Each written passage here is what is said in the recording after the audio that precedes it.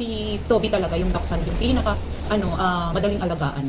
Hindi siya maarte sa pagkain. Tapos less din sa sa maintenance yung katawan niya kasi 'di ba yung balahibo niya makukonte lang, maninipis. Himik lang din siya pag Dali. Dali, kuha na kay kuya.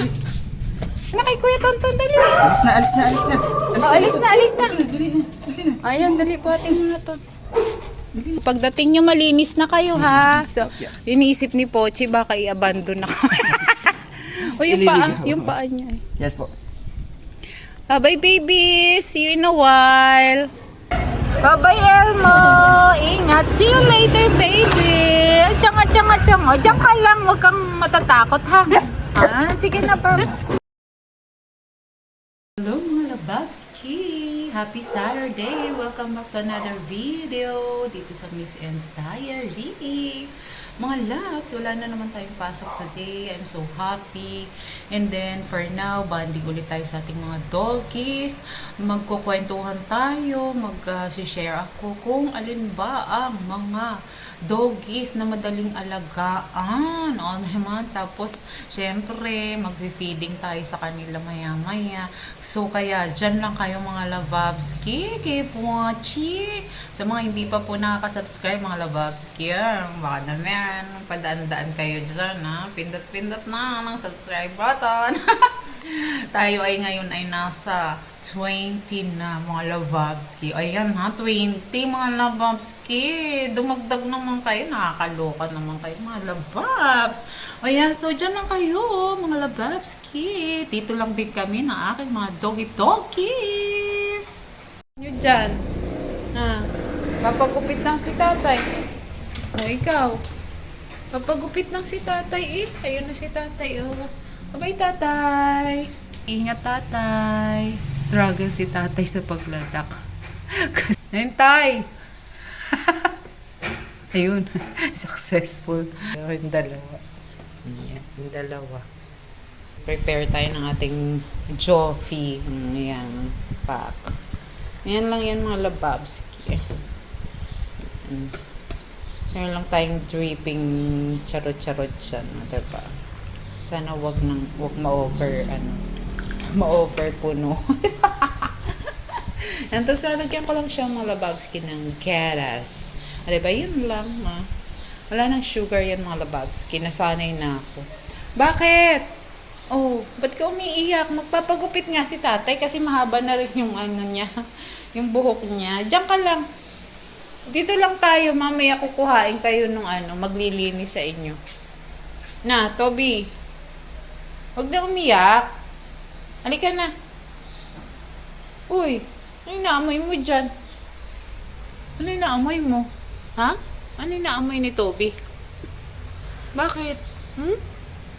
Hindi ka pwedeng lumabas. Nangangalkal ka ng halaman. Yung halaman ko tinitira mo. Kaya dyan ka lang. Hindi pwedeng lumabas. Halika dito sa nanay. Dali. Ano dyan nanay? Iyak na doon si Elmo. Chi, dyan ka lang Chi ha. Si Elmo, pinababa na namin because it's time for his breakfast. So kapag kasi nagpe-prepare ako ng pagkain nila, pinapababa namin to si Elmo. Nasa terrace lang to eh. Sa terrace lang yan. So very clingy din yan mga lababski, si Elmo. Ang aming Belgian Malinois. Yan naman ang aming Tubechiwan, Beauty Pie Pie. At ang aming kuya to, Pochi, andun, no? Kaya lang yan, ganyan lang yan sila mga loves. Prepare lang ako ng pagkain itong mga to. Yung mga lababs ko nila, ito yung kay Kuya Pochi, ito kay Kuya Toby, ito kay Bunsong Elmo. So nilalagyan po namin yan ng, ito yung pinapakulong chicken. Yan, pinapakulong chicken. Pakulo namin yung chicken ng mga at least 1 hour. And then, isasabaw na namin doon sa nila. Dito sa kanilang Yan, sa kanilang foodang. Ay, grabe talaga itong dalawa, oh. Pagka energetic nila, oh.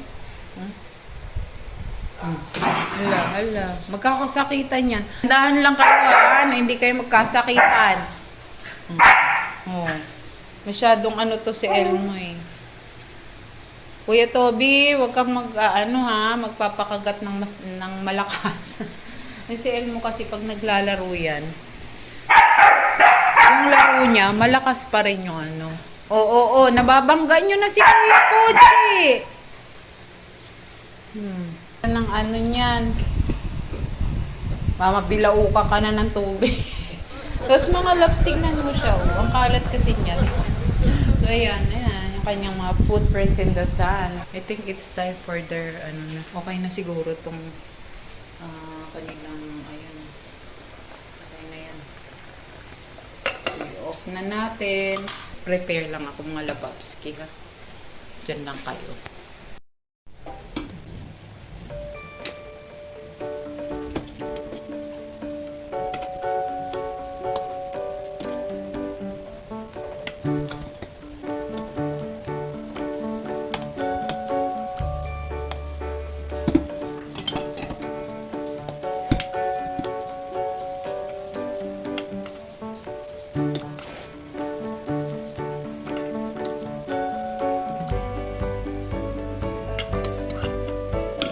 Tapos kinalagyan na natin sila ng ulam. Siya, ayan. Tapos palalamigin lang natin yan ng konti. Excited na si Elmo sa kanyang pagkain. Hi, Mamong! Hi ka muna sa vlog, Elmo. Elmo? Ka? Nanay, oh. Cha. Nagka-amoy-amoy sila ng ano. O si Kuya Pochi andun. Kuya, dyan ka lang. Magpagupit lang si tatay eh. Excited naman. Sandali, ayusin ko lang yung pinag-ihian ng mga junakis ko.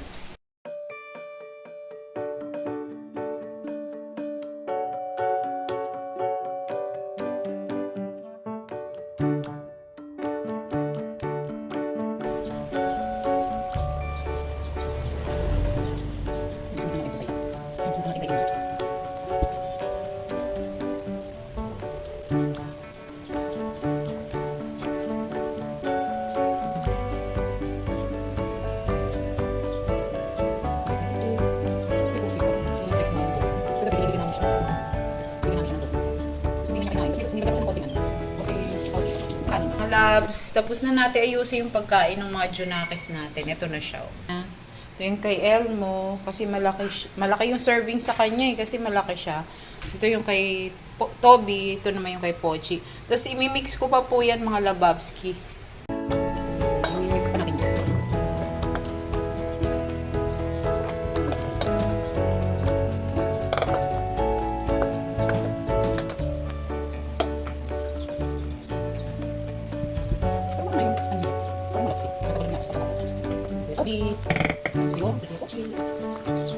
Sa moment, latuloy. Okay?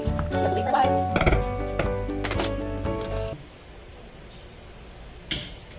So, mga loves, ito naman po yung itsura pag na natin. Atin na siyang ang tawag doon? Yung atin na siyang nahalo, okay? So, ayan na siya mga lababski.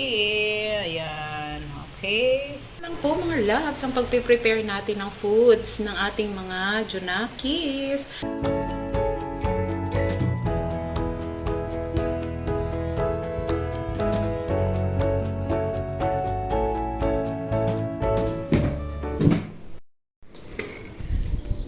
So, dito natin siya ilalagay.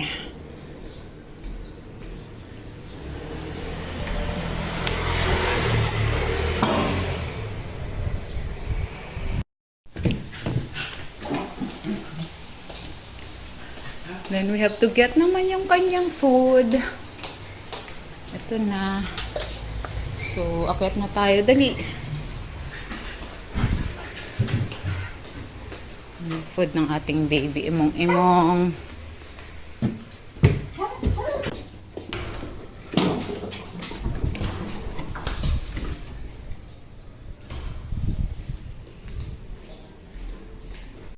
Po, makain na si Elmo. Ayan, sa dalawa naman yung ibigay natin. Oh, excited si Kuya Toby, oh.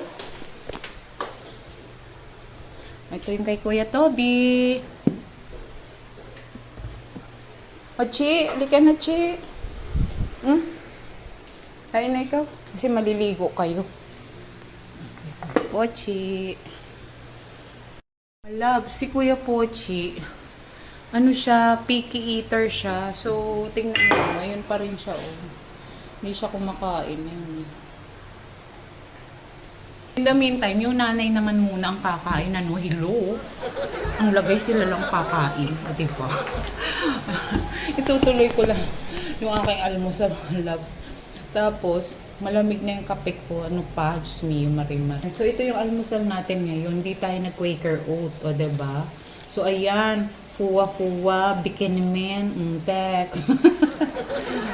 Naku, mo dun sa taas. So, kain-kain lang tayo mga dabs. Mga 10:30 daw kukuhain yung mga junakis natin. Gusto siya kumain. Hindi pa nakakapag-umpisa kumain. Si Pochi ayaw talaga kumain. Ganun yan, pag umaalis si tatay, hindi talaga yan kumakain. Yung pagkain niya, nilalagay ko lang sa, sa safe na lugar kasi, pag iniwan ko lang siya sa lapag, baka kainin ni Toby. Si Toby kasi magana talaga yung kumain mga labas. So kung mag-aalaga kayo ng doggies, pinaka-safe na alagaan ang dachshund. Dachshund. Tama ba yung pronunciation? Ayun mga loves, ang sinasabi ko, mag-aalaga kayo ng dog, isa sa pinaka-safe para sa akin na alagaan kasi experience ko na siya syempre. Ang dachshund, diba? Dachshund. Bahala na kayo sa pronunciation, basta dachshund. Yung kasi di ba tatlo yung doggy namin. So, yung pinaka-newest addition to the family niya is yung aming Belgian Malinois, si Elmo.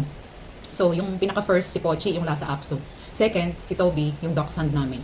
Si Toby talaga, yung dachshund, yung pinaka, madaling alagaan. Hindi siya maarte sa pagkain. Tapos, less din sa, sa maintenance yung katawan niya. Kasi di ba yung balahibo niya, makukonte lang, maninipis. Tahimik lang din siya pag wala naman siyang nakikitang kung ano-ano. Hindi naman siya yung maligalig talaga na aso. Ang problema lang, hindi lang problema, disadvantage, kung dun sa mga kasama sa bahay. Yung yung owner niya, like for example, si tatay kasi nakalakihan ni Toby. Ako hindi niya ako nakalakihan eh. So si tatay talaga nag-alaga sa kanya. Simula nung nakuha ko siya dun sa dorm, nung nabili ko siya. So by that time, nasa 2 months old pa lang siya that time. 2 months to or 3 months. So dinala ko siya dito sa Cavite kay tatay. So by that time, si tatay na yung kasama niya every now and then, diba? Pag umaalis si tatay, sobrang ingay niya mga loves. Lalo pag hindi pa siya sanay sa'yo. Ang ingay niya, as in, kayo yung tenga niyo. Yung, kasi siya umiiyak.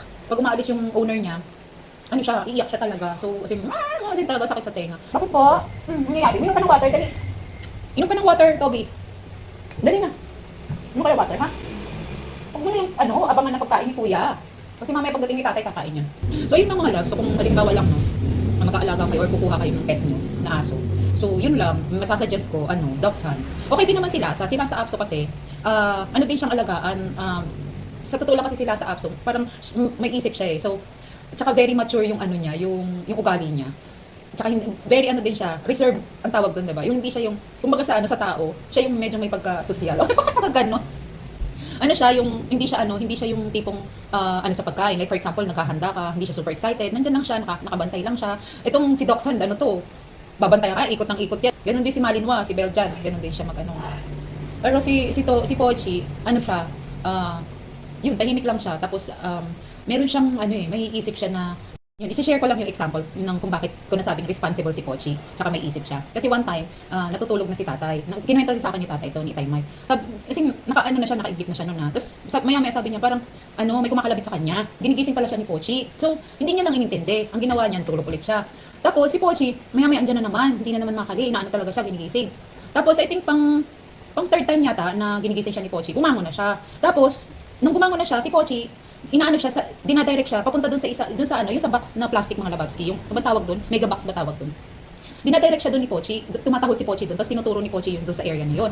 Tapos sabi ni Itay Mike, ano bang gusto mo? Parang ganun. Tapos wala lang, tapos gumagano lang siya sa Mega Max. Ganun lang siya. So, hindi pa inintindi yun ni Itay Mike. Ang ginawa niya, pinalabas pa niya si Pochi kasi akala niya magpupup lang, parang ganun. O kaya So yun, hindi wala pa din, pagbalik na naman nila sa room. Tapos maya-maya, nung na talaga, hindi makali si Pochi, tinignan na ni Mike yung Mega Box, sabi ni Mike, meron dyan, sabi gano'n. Tapos pagbukas ni Itay Mike dun sa Mega Box, yung cellphone niya, nakabukas pala yung flashlight, nakailaw. So, di pa, syempre delikado rin yun kasi syempre natutulog si Itay Mike, syempre matagal yun. Tapos kung nanatiling nakabukas yun, diba? So, iinit or something. Hindi ko naman alam kung anong mangyayari. Pero delikado pa rin kasi may bukas na nun, isang application doon sa ano mo, tapos flashlight pa, diba? So yun, sobra talagang thankful kay Pochi kasi may ano siya, meron talaga siyang isip.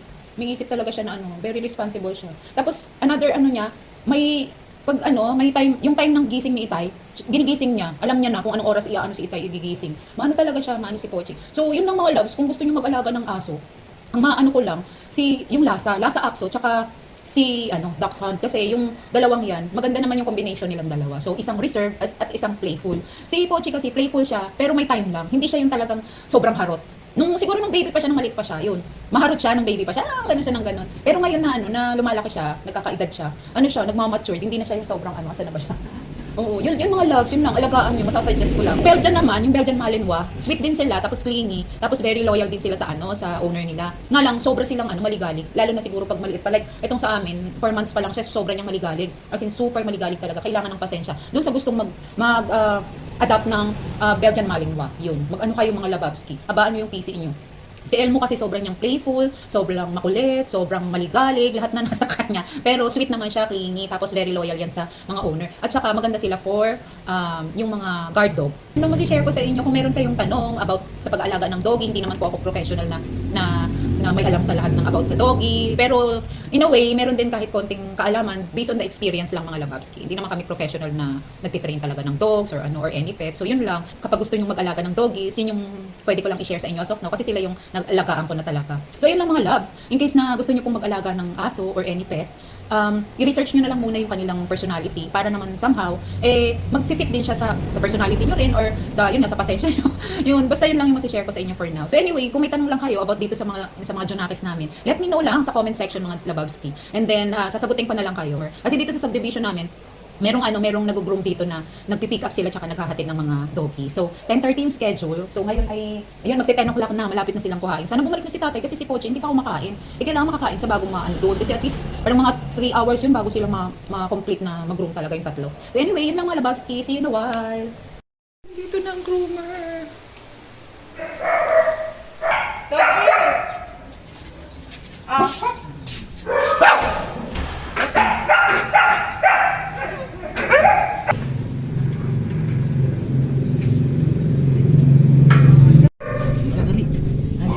Dali, kuha na kay kuya. Kay kuya, tonton, dali. Alis na. Alis na. Dali na.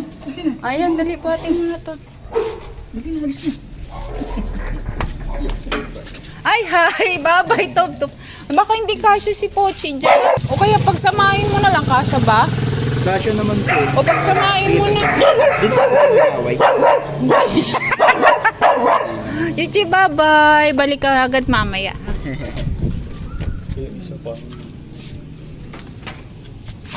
Oh, wag mo munang buksan. Hindi baka lumabas. Dali. Pasok na. Kawawa naman sila. Pakiingatan na lang. Okay po. Kawawa naman mga baby ko. Pagdating nyo, malinis na kayo ha. So, iniisip ni Pochi, baka i-abandon na kami. Bye baby. See you in a while. Sige po, sabihin ko na lang. Nandun yung pagkain niya eh. Sige po, may treats naman po doon. Diyan lang kayo ha. See you in a while. Toby, bye-bye. Bye. Sabi ni Toby. Bye-bye, babies. Thank you, Bob. Bye-bye, babies. Bye-bye.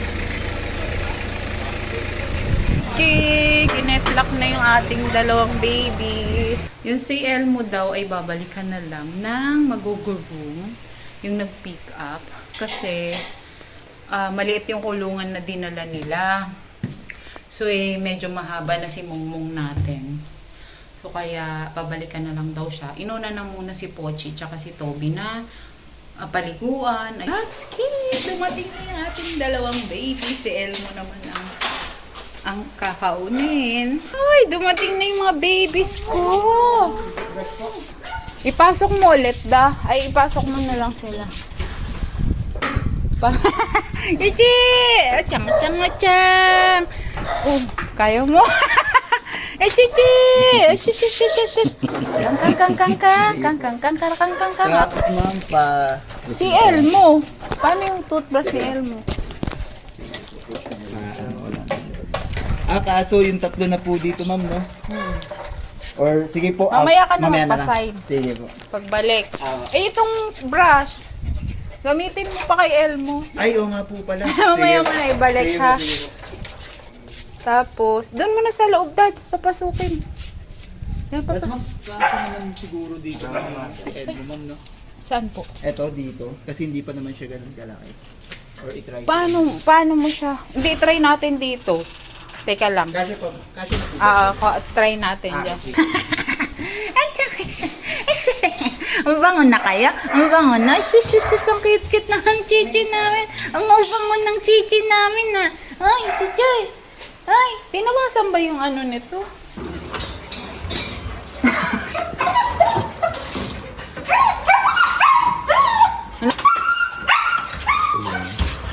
Ito lang mapasok diyan. Pasok siya. Kasha? Elmo! Papaliguan ikaw kasi baho na ikaw. Wow! Babay mo mo! First time niyang aanuhan ka ba? Ilang months na po ba ito? 4. 4. Oh. Bye, Elmo! See you later! Hala ka! Ang gagawin sa'yo, Mom? Sige po. Sige, Bob. Mamaya na lang. Yes, ma'am. Opo. Yung bayad pala, sa'yo na lang mamaya. Sige, ma'am. Pwede naman po. Kasi ako rin naman po yung Okay. mag-attend. Thank you po. Thank you, Bob. Bye-bye, Elmo. Ingat. See you later, baby. Tsang. O, diyan ka lang. Huwag kang matatakot, ha? Sige na, Bob. Sige po. Bye-bye, Mong. Hindi na siya makatayo. Bye-bye. Ingat. Ha?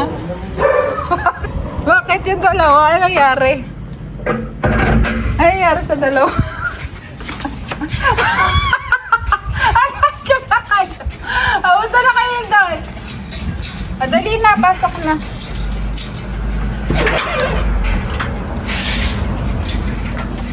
Parang sinisikmura ako doon.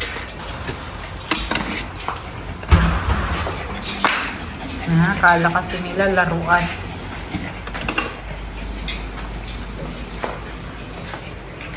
Yan, kain ka na, Chi.